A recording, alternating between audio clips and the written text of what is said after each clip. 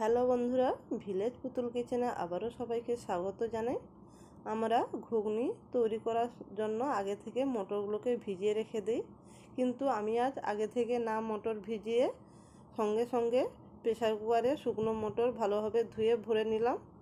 এরপর আমি গ্যাসের ফ্লেম হাইতে রেখে 2 থেকে 3টে সিটি দিয়ে নেব।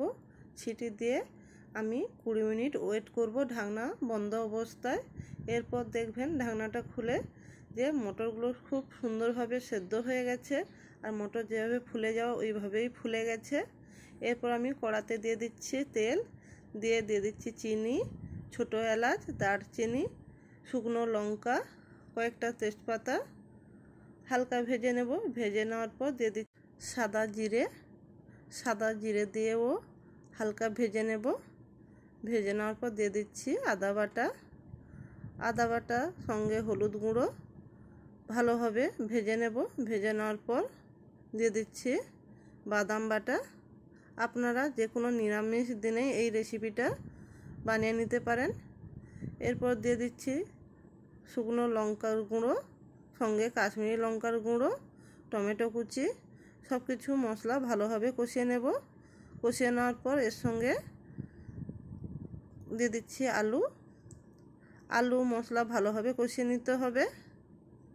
কষিয়ে নেওয়ার পর আগে থেকে যে মটরটা আমি সেদ্ধ করে রেখেছি ওই মটরটা দিয়ে দিচ্ছি। হঠাৎ বাড়িতে কোনো আত্মীয় চলে এলে আপনারা খুব সহজে এই রেসিপিটা বানিয়ে নিতে পারবেন। মটরগুলো সব দিয়ে মটর আলু মশলা ভালোভাবে কষিয়ে নেব। কষিয়ে নেওয়ার পর পরিমাণ মতন জল দিয়ে দিচ্ছি। জল দিয়ে 2-3 মিনিট ভালোভাবে ফুটিয়ে নিলেই আমাদের ঘুগনি রেডি হয়ে যাবে। আমার রেডি হয়ে গেছে। পরিমাণ মতন লবণ দিয়ে দিয়েছি। এবার ঘুগনির সঙ্গে খাওয়ার জন্য কয়েকটা আমি লুচি বানিয়ে নেব। আগে থেকে ময়দা মাখিয়ে রেখেছি।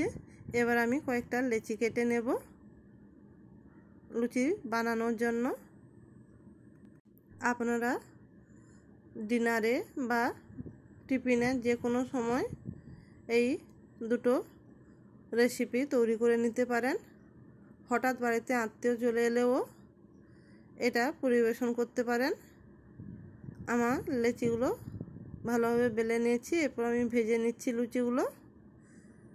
বন্ধুরা, ভিডিও দুটো কেমন লাগলো অবশ্যই কমেন্ট করে জানাবেন। ভিডিও ভালো লাগলে ভিডিওতে লাইক করে দিবেন, আর অবশ্যই পাশে থেকে সাপোর্ট করবেন। আজ এই পর্যন্ত, আবার দেখা হবে নতুন কোনো রেসিপি নিয়ে।